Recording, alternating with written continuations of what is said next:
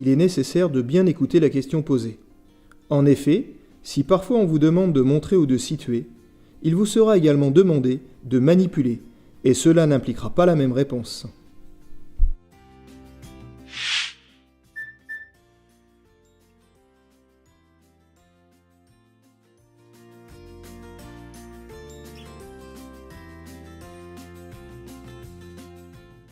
Parmi les différents voyants, nous retrouvons le voyant rouge, qui indique un danger qui nécessite un arrêt immédiat du véhicule en toute sécurité.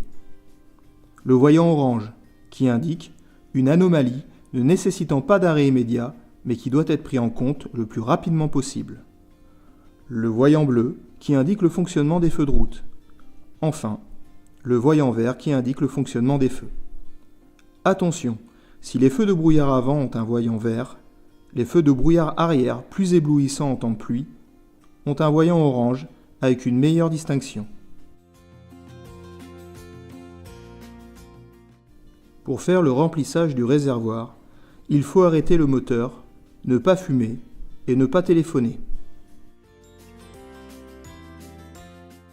Lorsque le voyant niveau carburant s'allume, le nombre de kilomètres qui peuvent être réalisés dépend de chaque véhicule. Pour autant, il devient urgent de faire le plein le plus rapidement possible.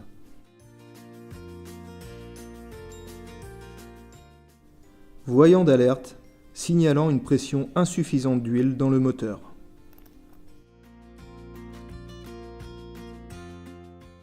Voyant d'alerte signalant un défaut de batterie.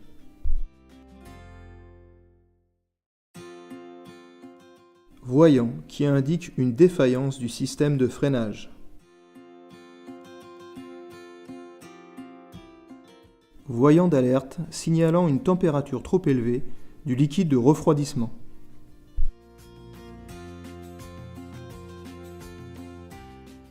Voyant signalant la mauvaise fermeture d'une portière.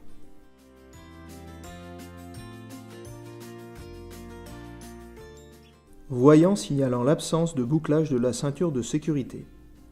En règle générale, c'est à partir de 10 ans qu'un enfant peut être installé sur le siège passager avant du véhicule. Voyant signalant les feux de brouillard arrière.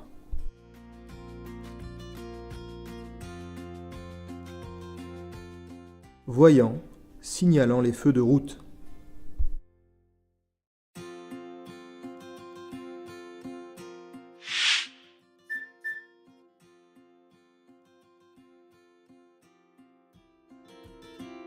Les feux de position.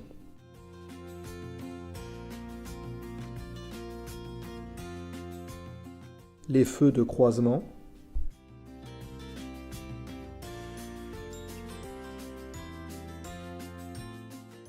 Les feux de route. Maintenir ces feux de route lors d'un croisement avec d'autres usagers risque d'éblouir les autres usagers. Les appels lumineux permettent d'avertir d'un danger, d'être utilisés à la place de l'avertisseur sonore, la nuit notamment.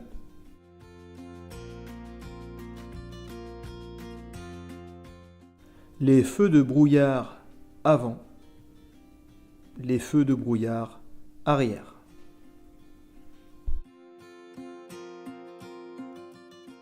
Les feux de brouillard arrière ne peuvent pas être utilisés en temps de pluie.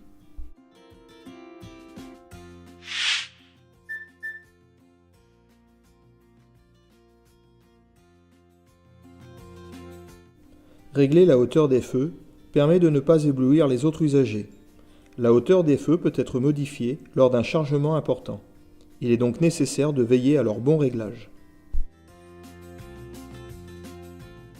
En agglomération, l'avertisseur sonore ne peut s'utiliser qu'en cas de danger immédiat. Le clignotant gauche, le clignotant droit,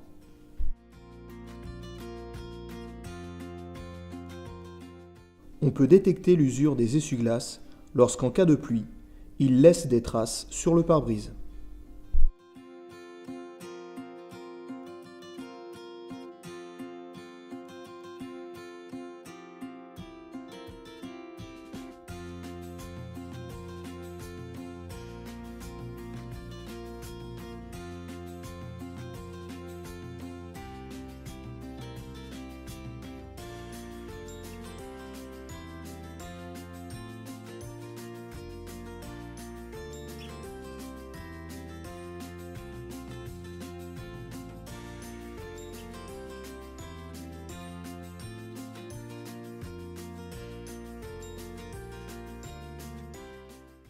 essuie-glace arrière,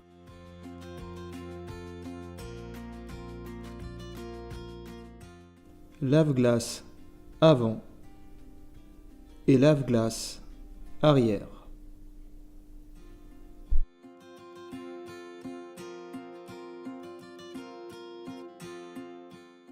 Les feux de détresse.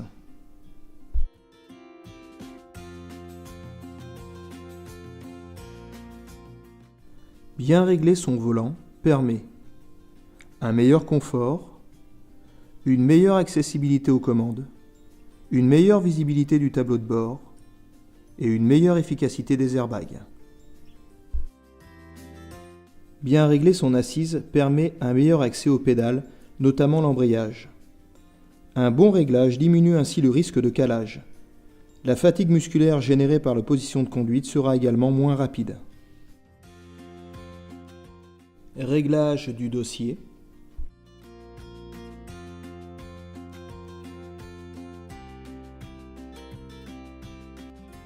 Un bon réglage de l'appui-tête permet de retenir le mouvement de la tête en cas de choc et de limiter les blessures. Réglage de la ceinture.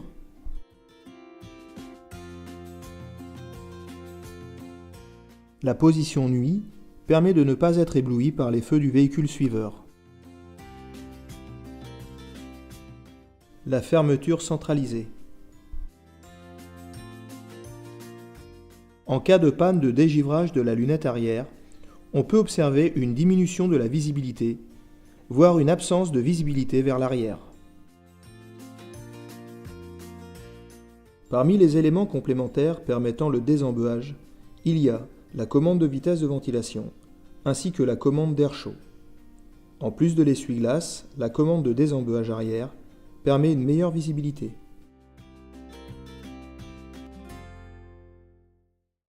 L'été, avant d'activer la commande d'air conditionné, il est nécessaire de bien aérer le véhicule. Cela permettra de diminuer la surconsommation engendrée par l'utilisation de la climatisation et donc la pollution.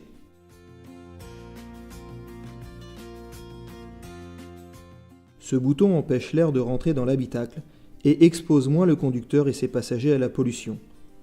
Son utilisation doit rester temporaire. Prolonger le recyclage de l'air peut entraîner une mauvaise visibilité par l'apparition de buées sur les surfaces vitrées.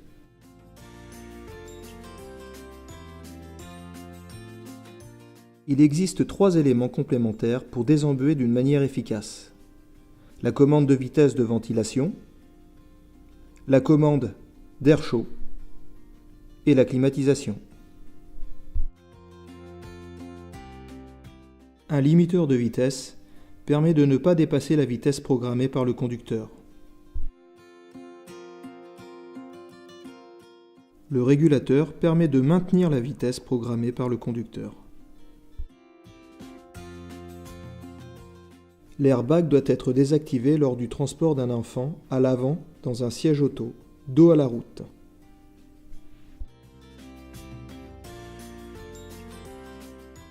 Ce type d'attache, permettant de fixer correctement les sièges pour les enfants de moins de 10 ans, est obligatoire sur les véhicules neufs depuis février 2011. Circuler avec un frein à main mal desserré peut entraîner une dégradation du système de freinage.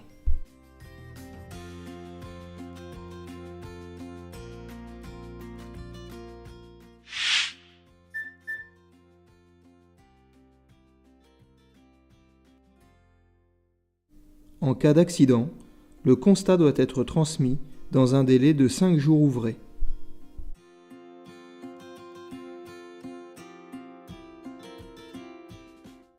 L'attestation d'assurance et sa vignette.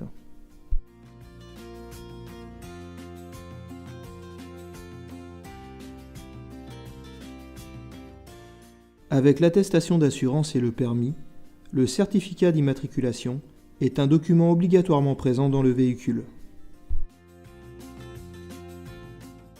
Le gilet haute visibilité doit être porté en cas de panne ou d'accident avant de sortir du véhicule.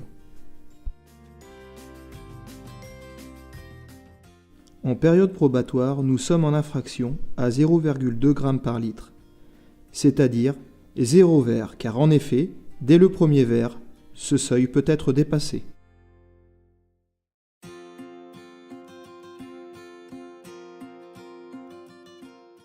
Concernant les vérifications extérieures, il est nécessaire de bien écouter la question posée. Il vous sera parfois demandé de contrôler l'état, afin de savoir si vous constatez une fissure ou une cassure. La propreté, afin de savoir si vous constatez un déficit capable de gêner la visibilité. Et le fonctionnement, afin de savoir si vous savez vérifier le bon éclairage, notamment des feux.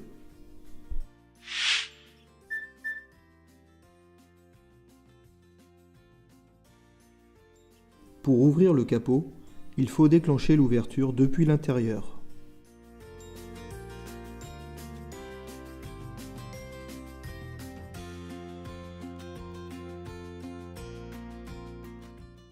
Levez légèrement le capot depuis l'avant pour repérer le système d'ouverture et l'ouvrir. Attention, compléter son niveau de refroidissement à chaud entraîne des risques de brûlure. Par ailleurs, une température trop élevée du moteur entraîne une surchauffe ou une casse du moteur.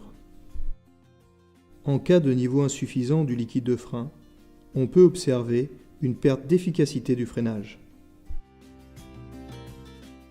Pour faire le niveau d'huile, il faut être sur un terrain plat, avec un moteur froid, le tout étant d'avoir un niveau fiable. En cas de manque d'huile dans le moteur, on risque la détérioration ou la casse du moteur, car le bon fonctionnement des pièces ne serait pas assuré. La décharge de la batterie peut être provoquée par les feux ou l'ensemble des accessoires électriques en fonctionnement. En cas de panne de la batterie, on peut brancher une deuxième batterie en parallèle, les plus ensemble et les moins ensemble. Il est possible également de la remplacer. Le liquide lave-glace permet d'éviter le gel du liquide. Par ailleurs, une absence de liquide lave-glace peut entraîner une mauvaise visibilité. Emplacement de changement d'une ampoule à l'avant du véhicule.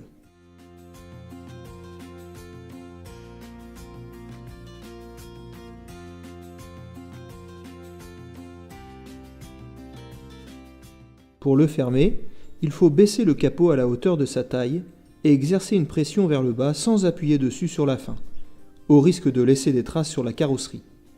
Un capot mal fermé peut déboucher sur une ouverture de celui-ci en circulation et entraîner un accident.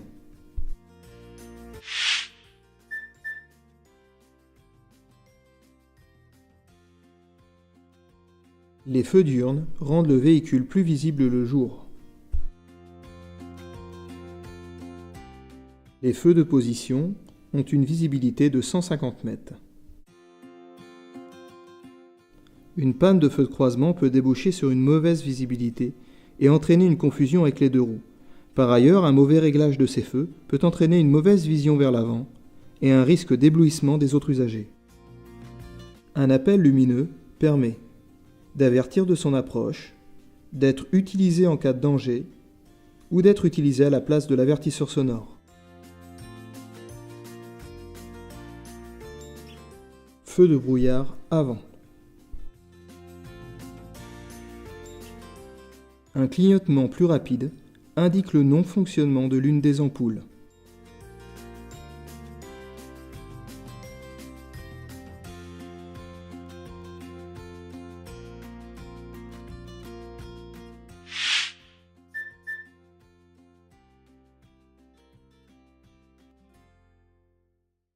Vérifier la bonne fermeture du coffre est important.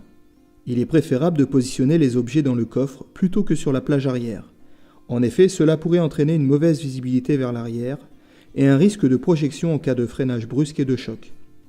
Le dispositif de sécurité empêche l'ouverture du capot en circulation en cas de mauvais verrouillage. Emplacement de changement d'une ampoule à l'arrière.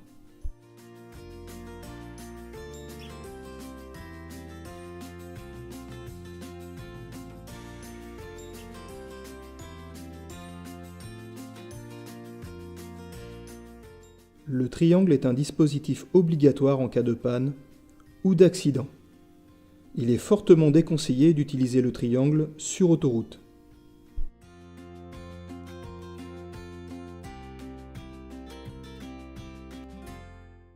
La plaque d'immatriculation et son éclairage. En cas d'installation de porte-vélo, la plaque ainsi que les feux doivent être visibles.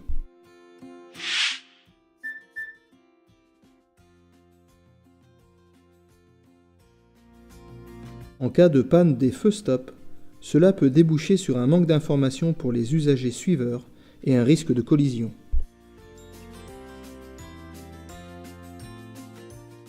En cas de panne d'un feu de position arrière, on risque d'être mal vu et une collision. Les feux rouges ont une visibilité de 150 mètres. Les dispositifs réfléchissants permettent de rendre le véhicule visible la nuit.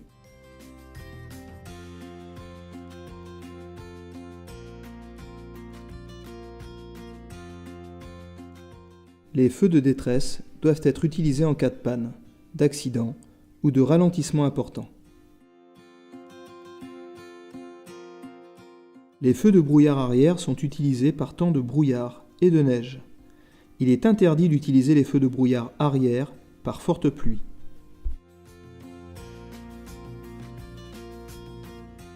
Les feux de recul permettent d'éclairer la zone de recul la nuit et d'avertir les autres usagers de la manœuvre.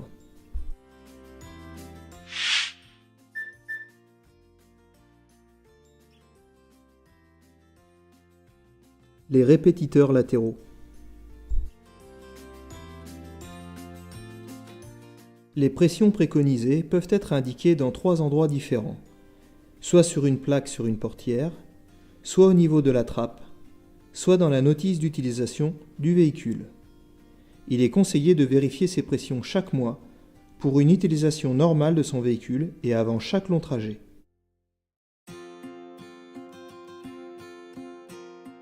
La sécurité enfant doit être actionnée afin que celui-ci ne puisse pas ouvrir les portières.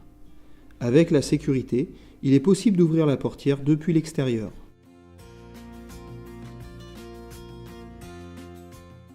Sur le flanc du pneumatique, vous pouvez retrouver le témoin d'usure permettant de pouvoir retrouver sur la bande de roulement le bossage.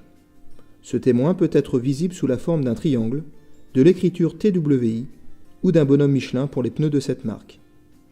Le bossage présent dans la rainure du pneumatique permet de savoir si celle-ci respecte bien la profondeur réglementaire de 1,6 mm.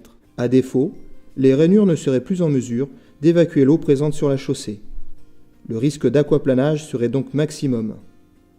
L'aquaplanage est la conséquence de la présence d'un film d'eau entre le pneumatique et la chaussée. Cela peut entraîner une perte de contrôle du véhicule. La trappe de carburant.